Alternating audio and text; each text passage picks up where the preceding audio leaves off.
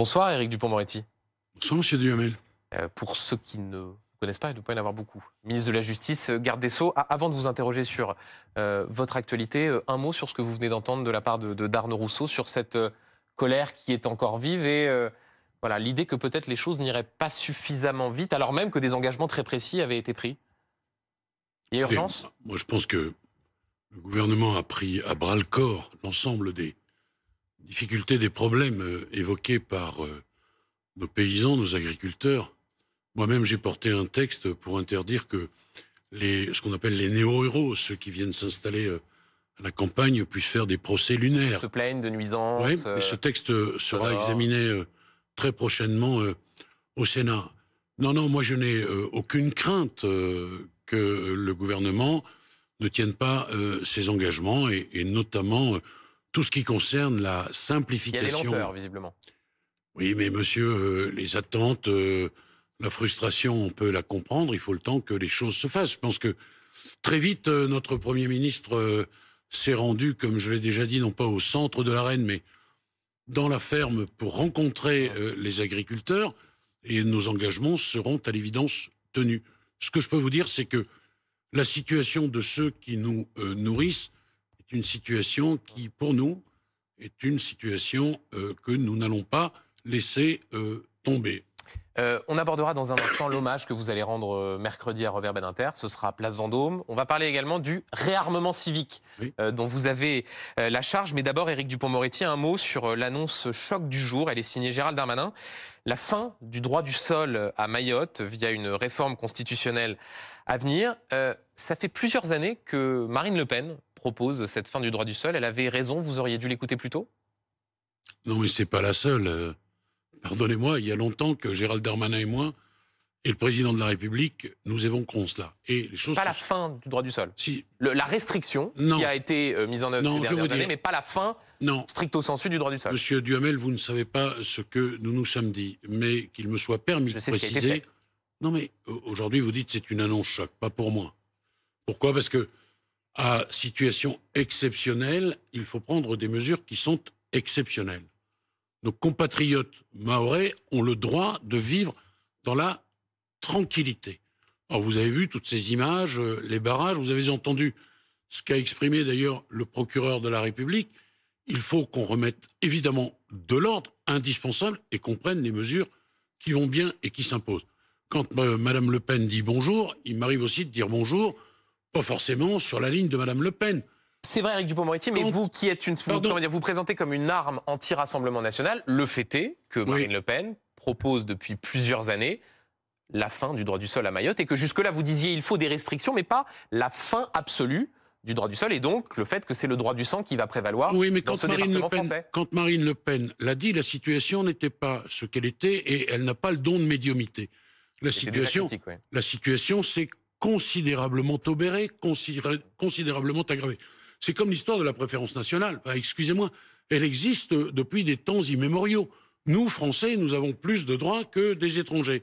Et quand, naturellement, à la suite du texte immigration, qu'elle veut voter, mais que M. Bardella, son Premier ministre putatif, ne veut pas voter, elle dit, mais alors, c'est le triomphe du Rassemblement national. Non, il faut être sérieux, que Mme Le Pen, et on y viendra sans doute, fasse de vraies propositions qu'on n'a jamais entendues, auxquelles les autres n'ont pas songé, et là, elle pourra se prévaloir d'être, comment dirais-je, l'original de celle qui, au fond, propose les choses, mais la préférence nationale est l'illustration de ce dérapage, de cette dérive, de cette récupération sémantique. Il y a d'autres exemples.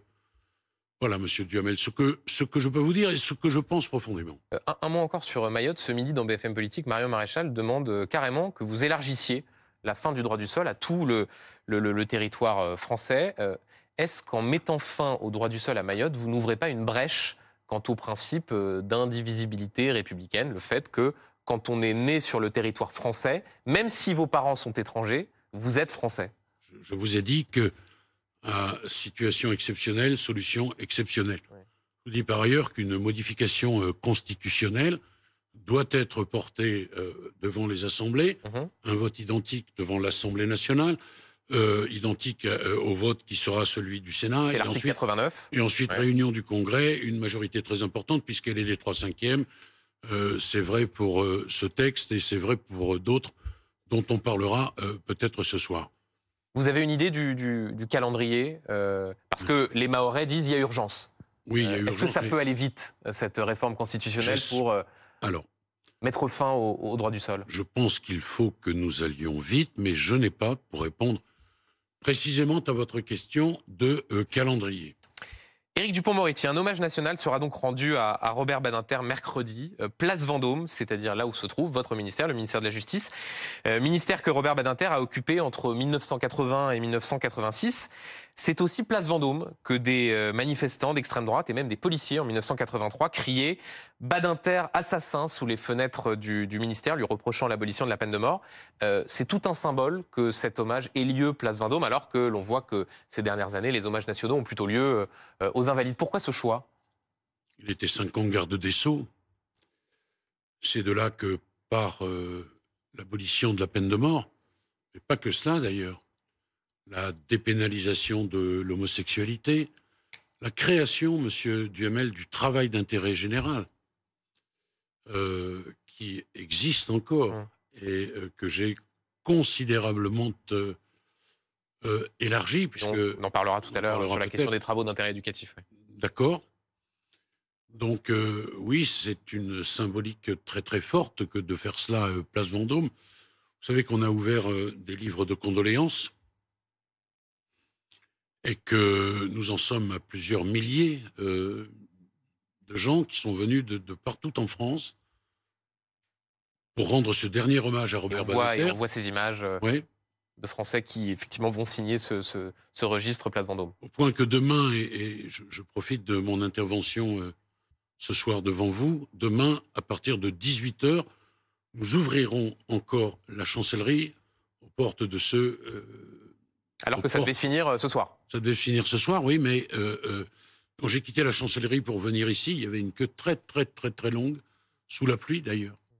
Et on s'est dit qu'on ne pouvait pas priver ceux qui souhaitaient rendre un dernier hommage à Badinter de cette possibilité. Donc demain, à compter de 18 h, on ouvre à nouveau les portes de la chancellerie et après-demain aussi. Vous l'avez signé, le registre? Je le signerai. Qu'est-ce que vous allez écrire? Laissez-moi, monsieur Duhamel, signer ce registre. C'est un moment particulier pour moi. Et je ne sais pas encore les mots que j'utiliserai, mais j'essaierai de les bien choisir. On va parler de l'héritage de Robert Badinter, bien sûr, mais sur un plan plus personnel, je crois que presque tous les gardes des Sceaux récents, une fois nommés, sont allés prendre conseil auprès de lui. C'est vrai. Qu'est-ce qu'il vous a dit quand vous avez été nommé? D'abord que c'était un ministère difficile.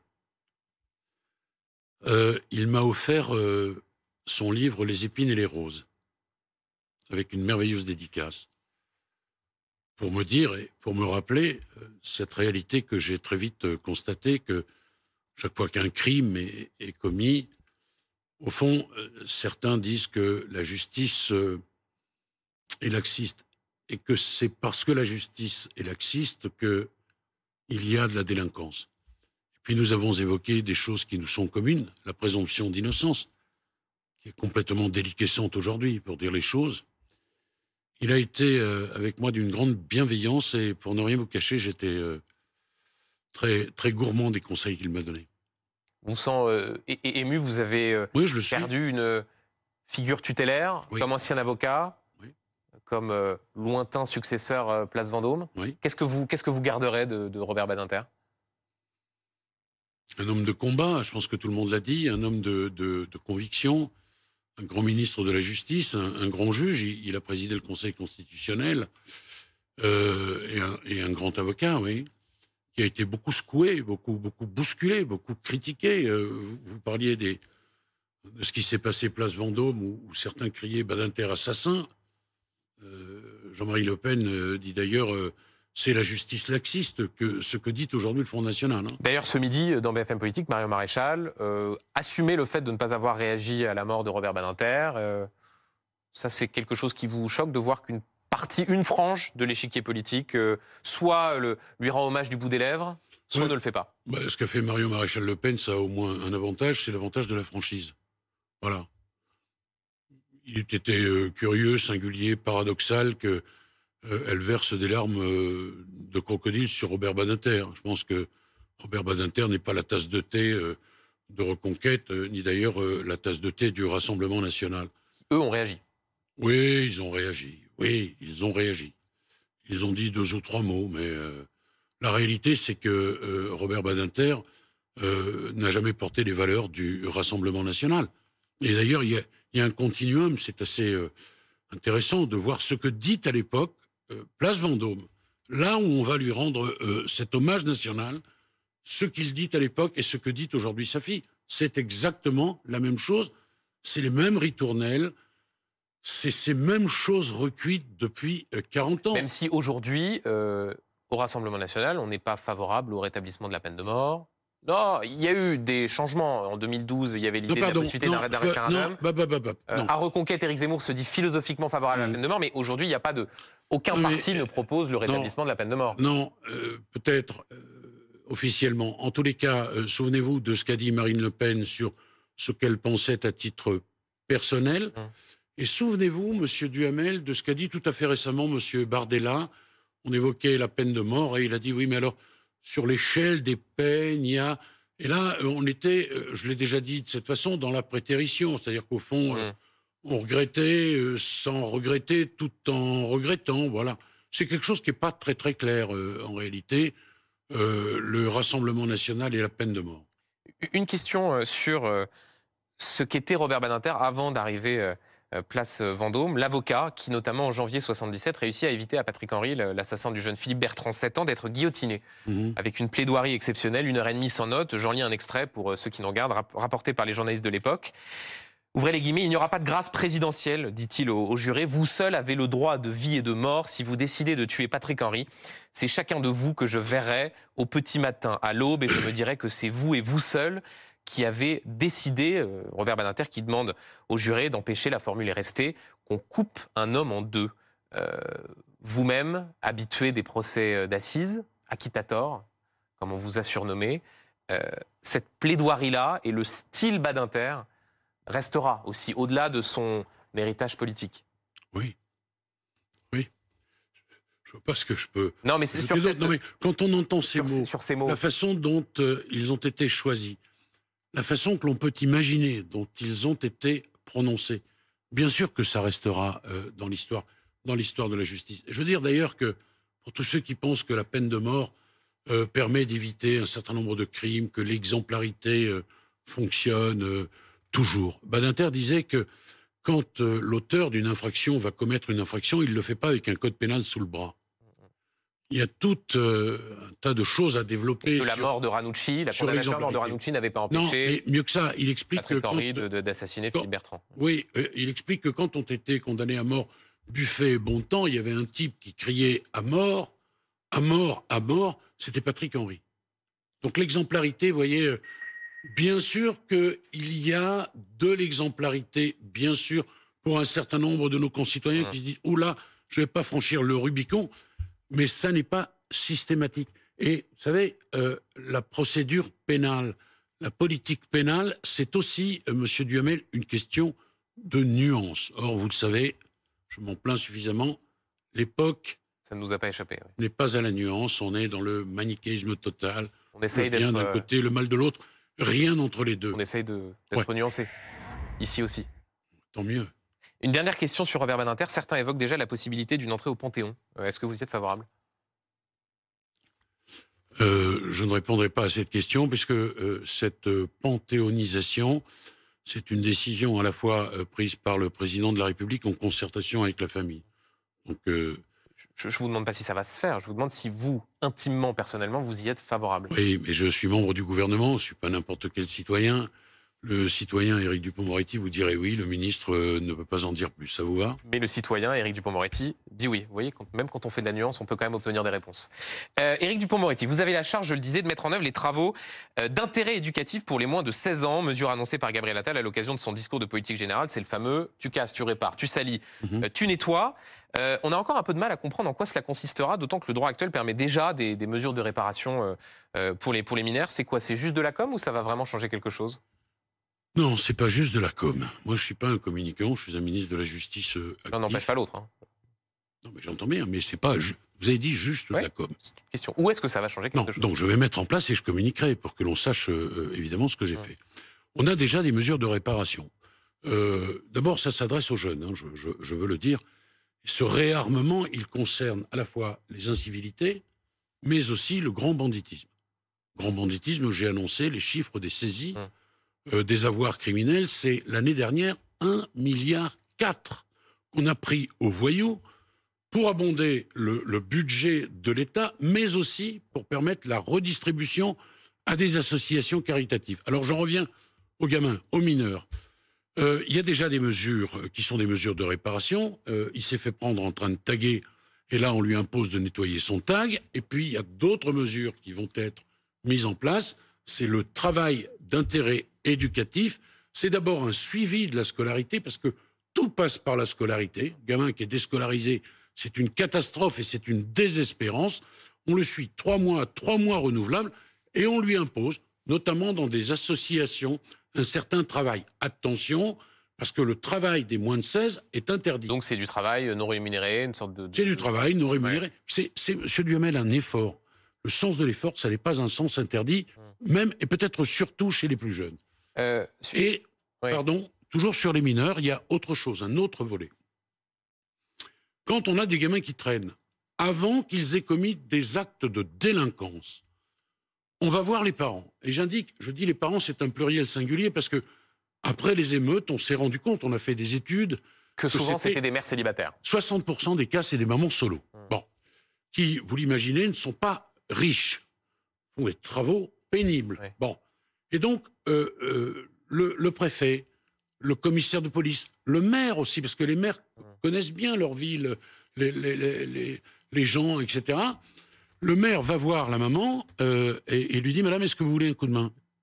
Et est-ce que vous voulez, par exemple, une place en internat? Voilà. Oui, alors, mais sauf que moi, j'ai écouté le Premier ministre jeudi soir, Gabriel Attal, sur une chaîne concurrente, France 2, qui dit j'arrive et je constate qu'il y a 50 000 places en internat qui ne sont pas pourvues. Ah bah, ça fait 6 ans que vous êtes au pouvoir, vous êtes arrivé à la chancellerie en 2020. 50 000 places en internat non pourvues. Il a fallu attendre que Gabriel Attal arrive à Matignon pour pouvoir les proposer à ces jeunes en dérive que vous évoquez. Mais non, ce qui nous a retenu, ça n'est pas une espèce de désinvolture, là. Ce qui nous a permis d'enclencher ça, c'est le résultat des analyses post-émeute.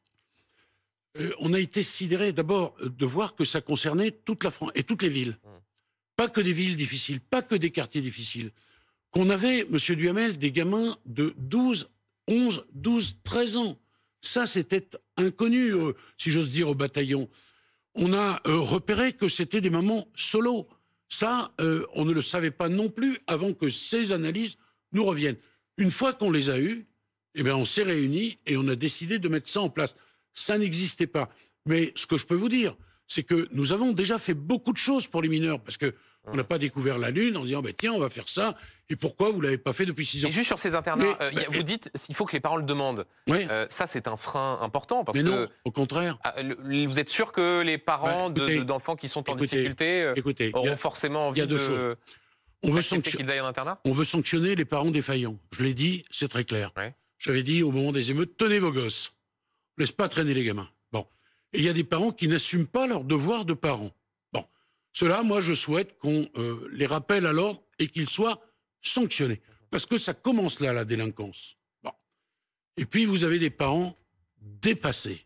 Et ceux-là? Et les parents dépassés, il faut les aider. Mais 2 secondes. Je veux rappeler, par exemple, qu'on a mis en place le Code de justice pénale des mineurs. Ça permet de juger des mineurs qui ont commis des infractions dans des temps très courts. Autrefois, avant ce texte, Un mineur sur 2 était jugé quand il était majeur. Aujourd'hui, on est... Ça va plus vite. Quelques mois, et les gens qui nous écoutent, qui sont parents, ils savent que on doit intervenir vite avec des gamins. Si vous prenez une sanction 3 ans plus tard, ça n'a strictement aucun intérêt et strictement aucun sens. Vous parlez des gamins, ces gamins-là sont à l'école, et l'autorité passe aussi par l'école. La nouvelle ministre de l'Éducation nationale, Nicole Belloubet, vous lui avez succédé, place Vendôme, parlait en 2016, je cite, des fariboles du retour de l'autorité. C'est pas exactement la ligne du gouvernement, là, non? Vous pouvez pas vous empêcher. Bah quoi, c'est une question légitime, non? Non, mais vous n'avez jamais dit des choses que vous regrettez? Si, mais ça ne vous a pas échappé que je ne fais pas de la politique et que je ne suis pas rentré au gouvernement. Mais vous pensez que les hommes politiques, les femmes politiques sont différents des autres? Nicole Belloubet a dit ces choses, ok? Elle est dans un gouvernement aujourd'hui. Il y a une ligne qui est très claire et qu'elle va suivre. Est-ce que c'est la mieux placée pour appliquer cette ligne-là, dans la mesure où il y a 8 ans, elle disait l'inverse de la feuille de route qui lui est fixée aujourd'hui? Écoutez-moi, monsieur Duhamel, quand il y a des échéances électorales, les gens, ils ont le droit de choisir leurs élus dans une démocratie. Et parfois, ils vont chercher et élire des gens qui n'appartiennent pas à la ligne politique qui était la leur il y a 5 ans, il y a 6 ans. Voilà. C'est vrai pour tous les Français. Et moi, j'ai sans doute dit un certain nombre de choses que vous pourriez, en cherchant bien, me reprocher aujourd'hui. Oui, voilà. OK. Ce qui compte, donc c'est la bonne personne à la bonne place. Non, mais monsieur Duhamel, ce qui compte, c'est pas ce qu'on a pu dire. C'est ce que l'on fait et ce que l'on veut faire. Moi, je n'ai aucun doute sur l'engagement de Nicole Belloubet pour s'inscrire dans la politique gouvernementale définie par le Premier ministre. Entendu. Et quand Nicole Belloubet est visée par un certain nombre d'oppositions politiques sur le thème, quand elle était place Vendôme, elle a vidé les prisons après le Covid, au moment du Covid, elle est une sorte de symbole du laxisme. Vous savez pourquoi c'est ce que vous avez vu en prenant sa suite? Non, absolument pas. D'abord, elle n'a pas vidé les prisons. Il y a des gens qui sont sortis, il leur restait un tout petit reliquat. Certains ont été exclus de cette mesure, ceux qui avaient commis des violences conjugales, les terroristes, d'autres infractions. Et je vais vous dire quelque chose, elle a bien fait de faire ça parce que sinon, nous aurions eu en prison beaucoup plus de morts que ce que nous avons eu. Et je rappelle qu'il y a eu des détenus qui sont morts. Je rappelle, monsieur Duhamel, qu'il y a aussi des membres de l'administration pénitentiaire qui sont morts. Au moment de la Covid, vous le savez, la prison est un monde clos par définition. Et il était absolument indispensable qu'elle prenne ces mesures. Éric Dupond-Moretti, le cinéma français est traversé par une onde de choc, celle de la libération de la parole des femmes qui continue après notamment le témoignage de l'actrice Judith Godrèche qui a porté plainte pour viol contre les réalisateurs Benoît Jacot et Jacques Doyon. Vous n'avez pas eu toujours des mots très bienveillants sur le mouvement MeToo avant de devenir garde des Sceaux quand vous étiez avocat. Est-ce que là vous soutenez ce mouvement de libération de la parole en soutenant le courage de ces actrices qui témoignent? Alors, d'abord, quand vous dites que je n'ai pas eu de mots bienveillants pour le mouvement MeToo... Pas toujours. Non, c'est pas vrai. D'ailleurs, j'ai écrit. Vous voyez, les paroles s'envolent, mais les écrits restent. Et qu'est-ce que j'ai écrit? J'ai écrit que MeToo, ça permettait la libération de la parole de la femme. Voilà ce que j'ai écrit, monsieur Duhamel. J'ai dit exactement la même chose. Mais j'ai ajouté, attention, parce que cette parole doit passer sous le filtre de la justice, qui, et ça vous m'avez entendu le dire des dizaines de fois, ne se rend pas sur les plateaux de télé, fussent-ils les plateaux de BFM, ni dans la rue, ni dans les réseaux sociaux. La justice doit faire son œuvre avec des règles quant à la preuve, voilà, quant à la preuve, comment on construit une preuve, que l'on ne peut pas rejeter d'un revers de manche. J'ajoute d'ailleurs que l'héritage de Robert Badinter, c'est cela aussi, la présomption d'innocence. Vous comprenez? Mais là, est-ce que vous... Parce que là, on parle bien de ce qui se passe en ce moment, ce qui traverse le monde du cinéma. Oui. Quel regard est-ce que vous portez sur ces actrices, Judith Godrèche, Anna Mouglalis, alors, écoutez-moi, Judith Godrèche, qui prennent la parole? Alors, je vais vous dire plusieurs choses. D'abord, j'ai porté avec enthousiasme un texte qui est une proposition de loi de la sénatrice Billon. Nous avons dit qu'en deçà de 15 ans, aucun homme ne pouvait dire que la gamine est consentante. Cette loi ne peut pas s'appliquer rétroactivement. Mais on a fait voter ce texte. Cette référence, notamment ce que dit Judith Godrèche, qu'elle avait une relation avec Benoît Jacquot alors qu'elle avait 14 ans. Pour le reste, la justice est saisie, une plainte est déposée. La justice dira ce qu'elle a à dire et le garde des Sceaux ne peut pas en dire davantage. Mais voyez-vous, moi je suis allé très loin. J'ai demandé au procureur, et ils le font d'ailleurs maintenant systématiquement, d'enquêter même quand les faits paraissent prescrits. Pour quelle raison? Parce qu'on peut retrouver dans l'enquête des faits qui peuvent concerner d'autres victimes qui ne sont pas prescrits. Sur le reste, moi, je n'ai rien à dire. Ce que je veux, c'est que la parole... Dire le courage de ces actrices qui témoignent. Mais on voit que c'est douloureux, que c'est difficile, que ça réveille aussi des souvenirs qui étaient souvent enfouis. Nous avons fait en sorte que les gendarmes, les policiers, je dis nous, Gérald Darmanin et moi, soient mieux formés pour recueillir la parole des victimes. Parce qu'on sait qu'il y a eu des loupés, d'insupportables loupés. Bon. Et on ne veut plus que ça arrive. Formation des magistrats également. Systématisation des poursuites, de la mise en œuvre de l'action publique. Le reste, je ne peux rien dire. C'est formidable que la parole se libère, mais le procès, il doit se faire à l'audience. Voilà ce que je dis. Les mots du président de la République sur Gérard Depardieu avaient choqué, ému beaucoup. Il avait dit, c'était fin décembre, que Gérard Depardieu rendait fière la France en ayant à peine un mot pour les victimes présumées de Gérard Depardieu. Il s'en était ensuite expliqué à l'occasion de sa conférence de presse. Vous-même, sur Gérard Depardieu, est-ce qu'il vous rend fier? Est-ce qu'il rend fier la France, selon vous? Non, mais l'acteur, nul ne peut nier que c'est un immense acteur, Gérard Depardieu. Nul ne peut nier de la même façon que les mots que l'on a entendus sont des mots extrêmement choquants. Nul ne peut nier non plus que les mots ne signifient pas les actes. Et qu'il y a eu un certain nombre d'amalgames entre ces mots qu'il a prononcés, qui sont scandaleux, inaudibles, enfin tout ce que vous voulez, et ce qu'on lui reproche. Et ce qu'on lui reproche, je le dis encore, c'est pas ici que l'on va en débattre. Ce sont des plaintes. On va laisser la justice faire son travail. Ça s'appelle l'état de droit, ça.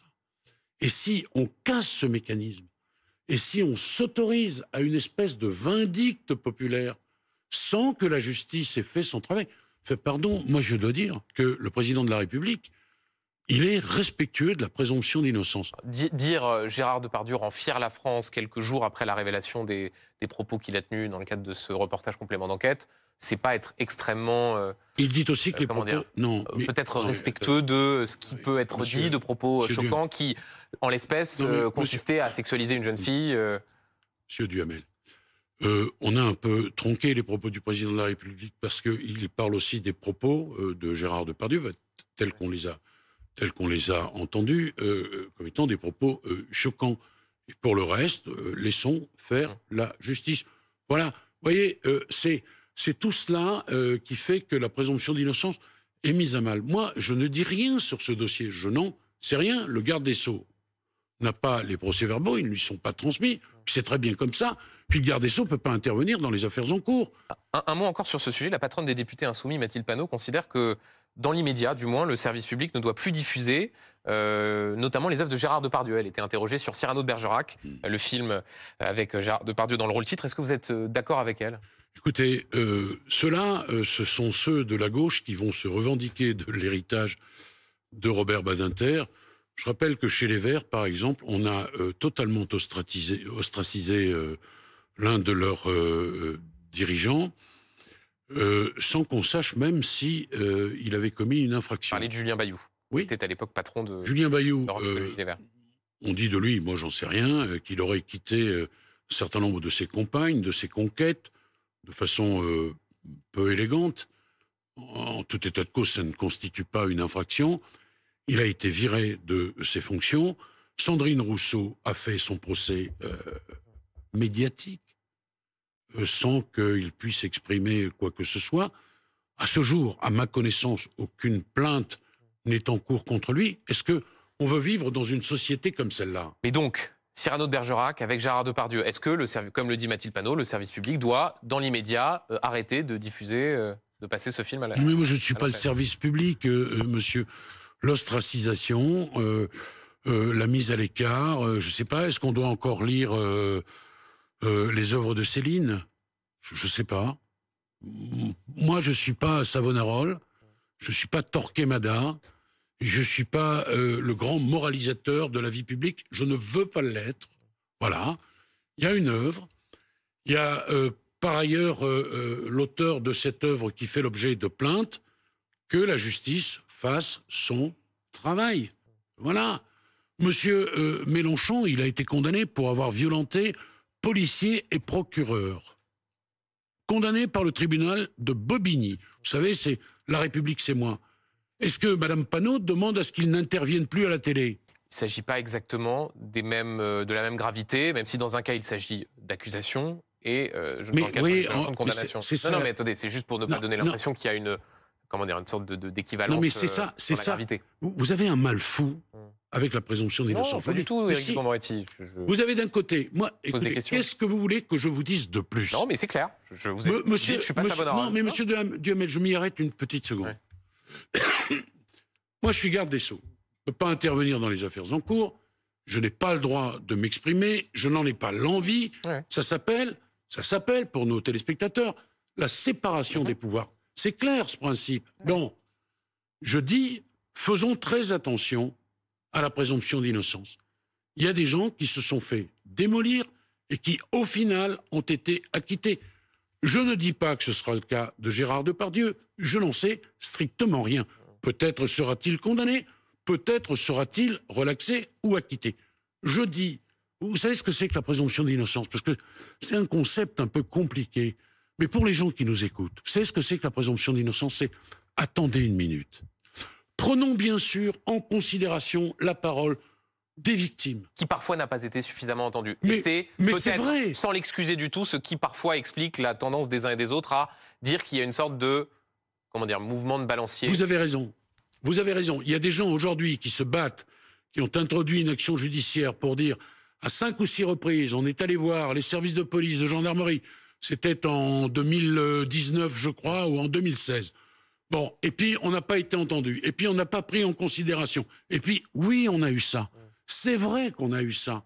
Et nous avons tout fait, je dis nous, Gérald Darmanin et moi, le régalien, pour qu'on prenne la parole des victimes. Qu'on ne dise pas, oh bah écoutez, c'est une histoire. On a entendu ça dans les réponses. Oh, écoutez, c'est une histoire.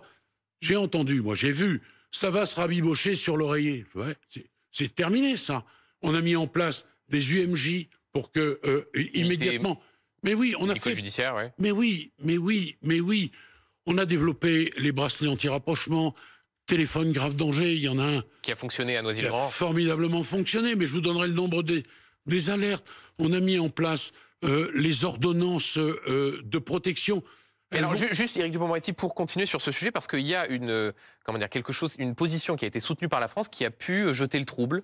Ce que vous avez défendu à l'échelle européenne sur la définition du viol. La gauche, notamment, et des associations de féministes vous reprochent de vous être opposé à une définition du viol fondée sur l'absence de consentement avec d'autres pays, l'Allemagne, la Hongrie. Est-ce que cela veut dire que la France considère qu'une relation sexuelle non consentie n'est pas un viol? Alors, je vais vous dire, ça c'est l'entrée en matière, c'est l'entrée en campagne électorale de M. Glucksmann. Je vais essayer d'être... Qui a communiqué sur les réseaux sociaux en s'indignant de cette... 400 000 vues. De cette prise de... Et des associations de victimes, des femmes, des jeunes femmes, complètement perdues, en disant, mais alors il n'y a plus de viol en droit... Je vous explique. La Commission européenne propose une directive, d'accord? Dans cette directive, il y a une définition européenne du viol. Et un certain nombre d'autres mesures, indubitablement, incontestablement en faveur des femmes. Bon. Là, nous regardons si en droit, tout cela est recevable. Et nous disons, avec des juristes très éminents, attention, parce que l'Union européenne n'est pas compétente pour une définition du viol. C'est une violation, selon notre analyse, de l'article 83 du traité fondamental de l'Union. Donc, c'est pas qu'on veut pas, c'est qu'on ne peut pas, avec le risque. Oui. Laissez-moi venir, parce que M. Glucksmann ne peut pas l'ignorer, ça. Avec le risque que la Cour de justice de l'Union européenne viennent annuler tout ça. Et alors comment vous expliquez, Éric Dupond-Moretti, que Stéphane Séjourné, qui aujourd'hui siège avec vous au Conseil des ministres, au mois de décembre, a signé une tribune dans Le Monde où il appelait la France à soutenir cette définition du viol à l'échelle européenne? Mais parce que je pense que la question, si vous voulez, de droit n'a pas été suffisamment regardée. Donc il s'est trompé? Non. Moi, je pense qu'il s'est trompé, oui. Et je vais vous dire très franchement les choses. L'idée est bonne, mais le droit l'interdisait. Donc nous, on s'est dit, mais si on va vers cela, qu'est-ce qui peut se produire?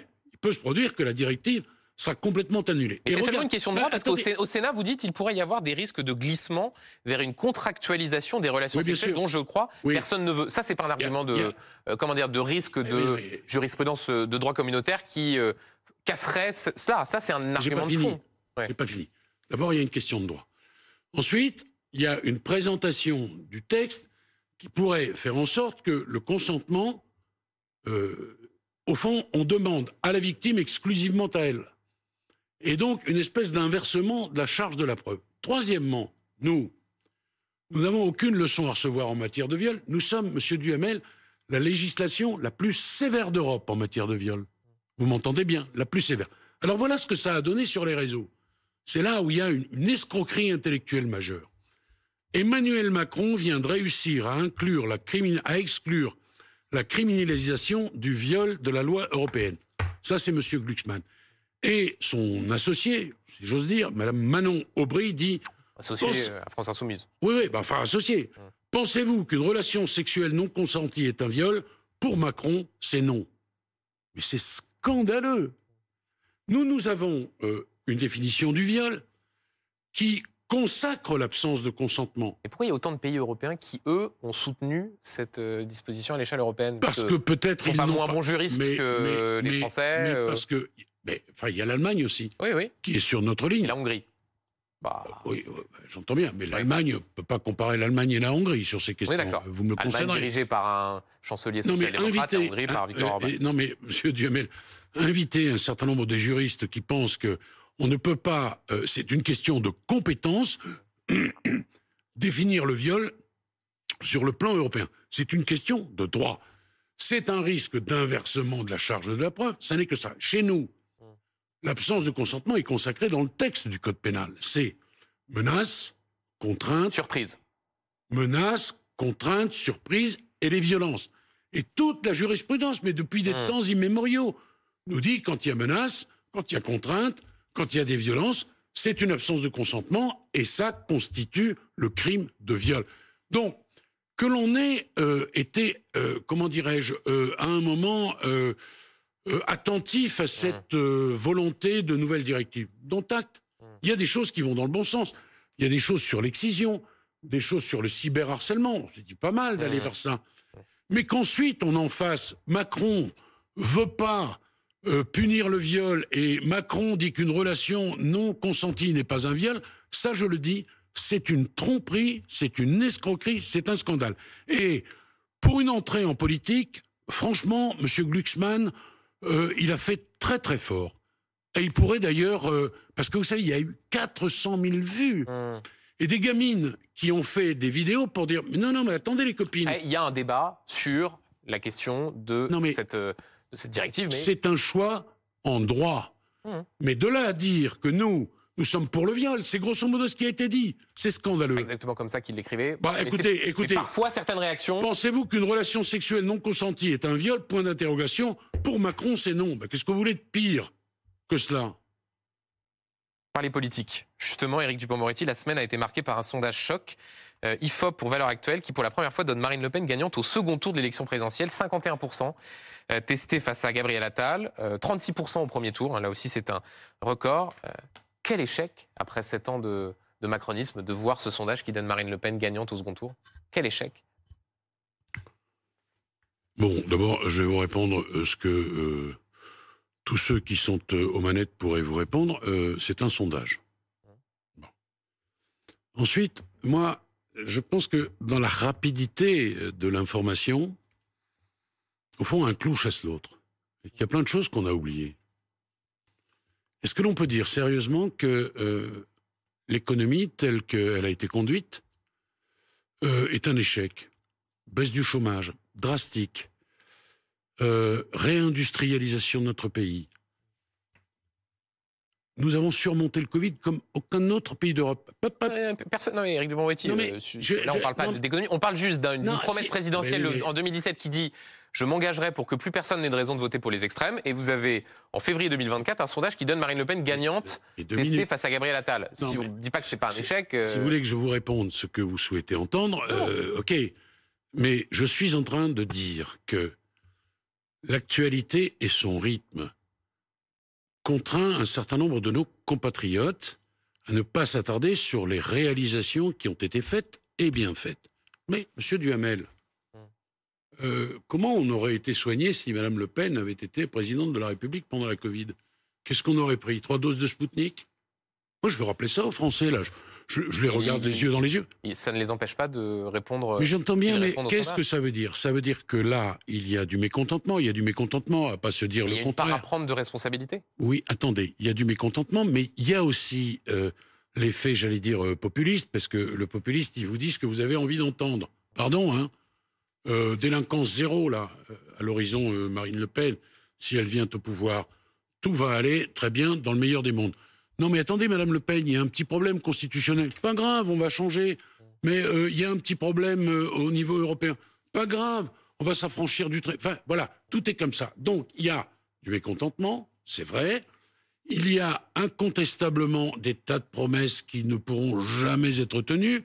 Mais donc c'est quoi, les Français sont des idiots? Mais c'est pas ce que je suis en train de vous dire. Non mais 36%, je suis... Enfin, pardon Éric Dupond-Moretti, mais vous mettez en avant des éléments politiques de débat, mais à aucun moment vous vous dites... quelque chose qu'on a mal fait pour que ce soit ce type de résultat. Mais non, mais si vous me contraignez dans le temps, vous savez ça fait quoi, allez, plus d'une trentaine de minutes qu'on parle, on a le temps. Laissez-moi 40 minutes, me dit-on même. Laissez-moi répondre complètement. Bien sûr qu'il y a des choses qu'on n'a pas fait comme sans doute on aurait dû les faire, mais il y a aussi l'attraction pour le populisme. Le populisme, il attire, on rase gratis. Il y a aussi, monsieur Duhamel, je le dis, une mémoire qui est une mémoire évanescente parce que l'actualité a son rythme qui n'est pas le rythme du pouvoir. Vous savez, regardez, moi, j'ai mis en place le plus gros plan d'embauche de l'histoire dans la magistrature. Mais il y a encore des magistrats et des greffiers qui sont frustrés et ils ont raison parce qu'il faut maintenant mettre tout cela en place. Ça ne se fait pas en un claquement de doigts. Donc c'est la réponse. Mais oui, c'est un mélange de choses. Il y a de la frustration, il y a de la déception, il y a aussi le fait qu'un certain nombre de mesures, plus personne ne s'en souvient. Le prêt garanti, la Covid, ce que l'on est allé chercher au niveau européen et notamment les vaccins. Et moi je dis aux Français qui ont la tentation, puis la tentation c'est pas le vote, hein, on verra bien. Il y a encore du temps et de l'eau qui va passer. Et alors justement, sur le RN, une question très précise, Éric Dupond-Moretti. Est-ce que vous considérez que Marine Le Pen fait partie de l'arc républicain? Je ne sais pas. Écoutez, Marine Le Pen a été élue. D'accord? Bon. C'est une élection démocratique. Elle est à l'Assemblée. Qu'est-ce que vous voulez que je vous dise d'autre? Non, parce que j'ai re-regardé vos précédentes prises de position. C'était... Dans l'arc républicain, vous mettiez les Républicains, les socialistes, mais vous mettiez plutôt le RN hors de cet arc républicain. Or, Gabriel Attal a dit, l'arc républicain, c'est l'hémicycle. Emmanuel Macron a dit qu'il était tout à fait normal d'avoir des discussions avec le RN à l'Assemblée nationale. Quand on se souvient des réponses aux questions au gouvernement où vous dites au RN « chassez les gudards et les nazillons de vos rangs », c'est pas tout à fait compatible avec le fait de dire que vous pouvez travailler avec le RN à l'Assemblée nationale. Il faut choisir entre les deux. Non, mais d'ailleurs, à ce propos, je ne pensais pas l'évoquer, mais à ce propos, Marine Le Pen était venue raconter sur votre plateau et sur tous les autres qu'elle allait déposer une plainte contre moi. Vous vous souvenez? Il n'y a pas eu de plainte. Non. Et je tiens toujours la liste des gudards et de tous les autres là qui gravitent dans son écosystème. Oui, mais sur la question... je réponds à ça. Oui, mais sur la question que je vous pose, Éric Dupond-Moretti, vous voyez bien que depuis que vous êtes garde des Sceaux, vous avez vous êtes, on dit, l'arme anti-RN, avec des arguments très souvent moraux. Vous appelez le RN Front National, vous les renvoyez au passé qui est le leur. Et vous avez à côté un président de la République et un Premier ministre qui disent, attendez, l'arc républicain c'est l'hémicycle, donc comprenez, Marine Le Pen est républicaine, et le président de la République qui dit, bien sûr il faut travailler avec eux. C'est pas pareil. J'ai aussi un président de la République qui hier, avant-hier, à l'École nationale de la magistrature, parle des vents mauvais. Et qui vise-t-il? vise l'extrême droite, qui reste l'extrême droite. Enfin, pardon, moi, je vais vous dire des choses toutes simples, vous voyez, toutes simples. Marine Le Pen, je ne sais jamais sur quel pied elle danse. Mais elle est républicaine ou pas? Mais j'en sais rien. Écoutez, demandez-lui à elle si elle est républicaine. Elle répond oui. J'espère. Ben voilà, j'espère. Oui, mais vous? J'espère qu'elle l'est. Voilà. Ça, c'est du truc de commentateur. Non, je politique. pense, Éric Dupond-Moretti, que si je vous avais posé la question sur l'arc républicain avant les déclarations du président de la République et du Premier ministre, quelque chose me dit que vous auriez expliqué qu'elle était hors de l'arc républicain. Mais écoutez, elle est en tous les cas dans l'hémicycle. Bon, il y a des le dernier texte que j'ai porté, loi de programmation justice, pour doter historiquement la justice de notre pays avec un plan d'embauche exceptionnel, des moyens exceptionnels, le RN a voté. Ils n'ont voté aucun autre des budgets justice. Comprenez la cohérence, moi je la comprends pas, mais peu importe. Ils ont voté, ils ont été élus.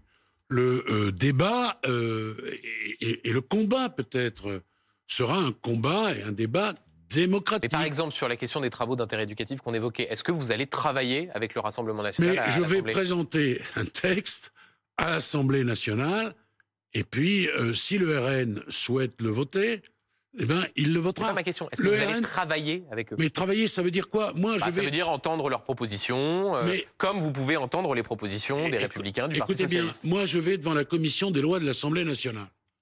Il y a des membres du Rassemblement national. Bon, quand ils me posent une question, je leur réponds, évidemment. Et voilà, qu'est-ce que vous voulez que je vous dise d'autre? Vous ne pouvez pas me dire que vous allez travailler avec eux. Mais je travaille de facto avec eux. Je vous dis...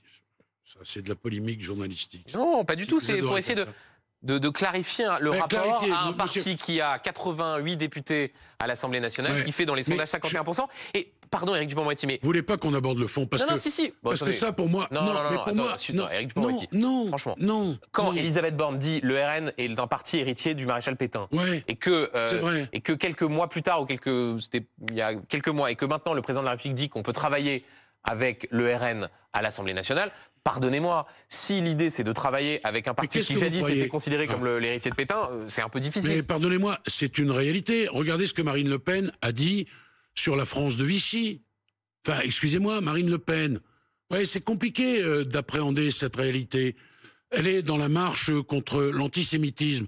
Et en 2017, elle dit « Je demande aux franco-israéliens de choisir leur nationalité. Mais, dit-elle, grand seigneur, ceux qui auront choisi la nationalité israélienne ne seront pas expulsés de France et ils pourront rester. » Marine Le Pen, elle est tellement plastique, si j'ose dire, qu'on a du mal à l'appréhender. L'avortement, elle parle d'avortement de confort. Elle parlait. Elle parlait. Oui. Moi, quand vous allez me chercher un truc où Nicole Belloubet qui a pu être dit, bon, il y a quand même... Vous savez, Éric Dupond-Moretti, quand elle est en face de nous, on lui pose ces questions-là et on fait précisément référence à tous les éléments de son parcours sur la question de l'antisémitisme de Jean-Marie Le Pen. Donc là-dessus, vous savez, on traite tout le monde... Oui, que M. Bardella ne peut pas reconnaître. Quand ils fêtent leurs 50 ans, à votre place. Quand ils fêtent leurs 50 ans, M. Duhamel, il se cache pour fêter cet anniversaire. Moi, je dis des choses simples. On va d'abord, avant les présidentielles, vers les européennes. Je dis aux Français là qui nous écoutent, moi, c'est à eux que je souhaite m'adresser en premier. Pardon, ça ne se veut pas désobligeant à votre égard. Mais qu'est-ce qu'on aurait eu comme vaccin si elle avait été au pouvoir, Marine Le Pen? Dites-moi. L'ivermectine, c'est ce qu'elle préconisait. Comment on aurait fait au moment de la Covid? Prêt garanti, elle était contre. Comment elle aurait réagi avec l'Ukraine et la Russie si elle avait été au pouvoir au moment où la Russie a déclaré la guerre à l'Ukraine? Voilà des questions concrètes, simples, tranquillement posées par quelqu'un qui est hostile au Rassemblement national, Front national et à ses valeurs depuis toujours. Je ne crois pas en la dédiabolisation et j'en ai un certain nombre de preuves tangibles au quotidien. Donc, selon vous, ce n'est pas un parti républicain, si j'ose dire. Mais si ça vous fait plaisir, choisissez le mot que vous voulez. Vous êtes en train artificiellement de m'opposer avec ce qu'a dit Gabriel Attal, Elisabeth Borne, le président de la République, qui, je le rappelle, évoque les vents mauvais. Vous voyez, ça n'est pas qu'un morceau de poésie. J'entends vos arguments contre le RN. Aujourd'hui, il n'y a toujours pas de tête de liste Renaissance. D'ailleurs, on voit que ça se voit dans les sondages. Sondage Elab pour BFM TV, La Tribune dimanche. Je cite de mémoire, 27,5 Rassemblement National, 16,5 pour la liste de la majorité présidentielle. Pourquoi ne pas être tête de liste aux européennes? Puisque visiblement, là, le discours est bien rodé sur la question des vaccins, de l'Ukraine. Vous m'adoubez alors, si je... Ah non, bon, je ne me permettrai pas. Et par ailleurs, je ne suis pas certain que ce soit le critère. Mais je vois une volonté de lutter Vous voyez contre en le moi RN. une tête de liste. Ah, il n'y en a pas aujourd'hui. Donc, Bon, ben, je vous remercie pour ce joli compliment, non, monsieur Duhamel. C'est pas une possibilité? Non, enfin, c'est pas... Non. Et puis, pardon, il y a des autorités... Chez nous, il y a un parti, voilà, tout ça se fera comme ça doit se faire. Comment dirais-je, vous êtes trop impatient. Ouais. Vous êtes un peu comme le RN d'ailleurs, il s'y voit déjà. D'ailleurs, on a déjà un Premier ministre. Le lièvre et la tortue. Ne partez pas trop vite, vous aurez évidemment les réponses. Le sondage est sévère quand même. Est-ce que vous... Quel enseignement politique il faudra tirer si... il y a, là, comme on le voit, plus de 10 points d'écart entre le RN et Renaissance. Ce sera quoi, la fin du quinquennat d'Emmanuel Macron? Attendez, écoutez-moi. Vous ne croyez pas qu'on va rester les deux pieds dans le même sabot? La réussite économique, on va en parler. On va rappeler aux Français un certain nombre de choses.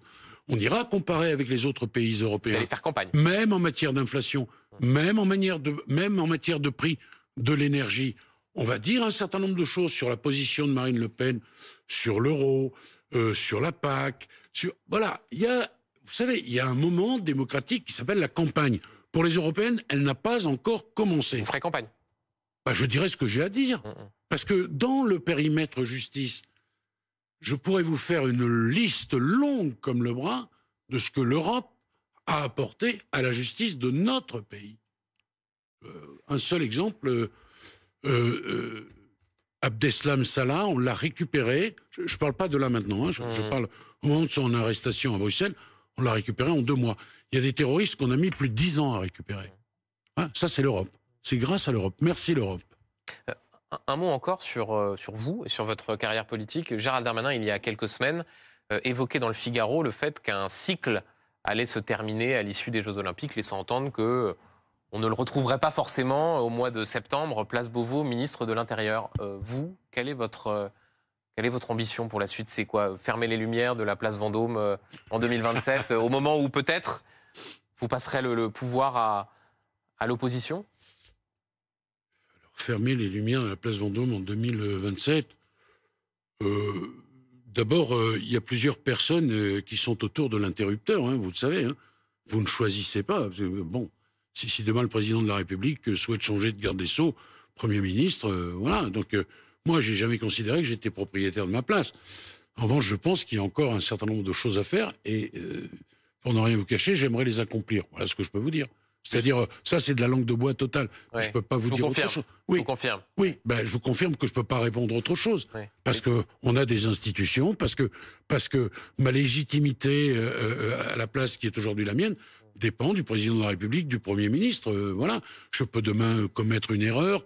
Enfin, voilà, mille choses. Pardon. Et pour terminer, je reviens sur ce qu'on évoquait au début, Robert Badinter. Je crois avoir lu, je suis même à peu près sûr, que quand il a quitté la place Vendôme, il n'a pas voulu remettre sa robe d'avocat, considérant qu'au fond, sa vie d'avocat était derrière lui. Il a occupé d'autres fonctions, président du Conseil constitutionnel, et sénateur ensuite. Sénateur, absolument. Oui.